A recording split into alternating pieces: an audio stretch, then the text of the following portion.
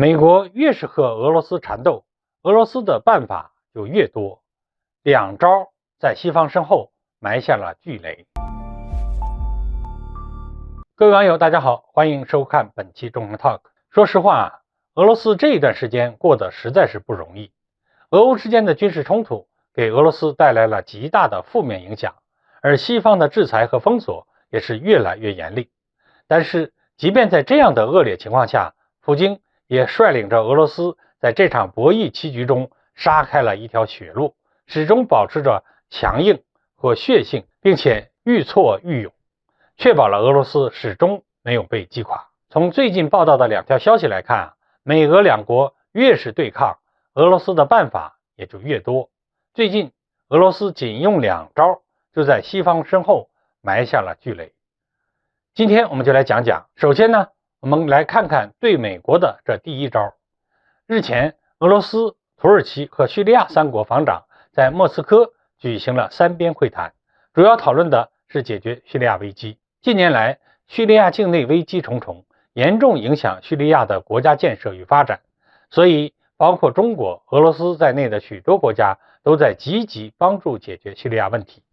话又说回来了，在俄罗斯被西方激烈围攻的处境下，俄罗斯还能分出精力与土耳其和叙利亚商谈解决叙利亚危机的方法，说明俄罗斯对中东的掌控力依然不弱。而俄罗斯持续加强在中东的影响力，就会导致美国在中东地区的战略布局受到严重阻碍。就拿土耳其来说，尽管土耳其是北约组织成员，与美国的关系呢也很是密切，但经过俄罗斯持续不断的经营，例如同土耳其展开天然气合作，或者是签署修建天然气管道协议，让土耳其和俄罗斯的关系日益紧密。而这种日益紧密的合作模式下衍生出来的优势，在对阵美国实施联合制裁的行动中极尽展现。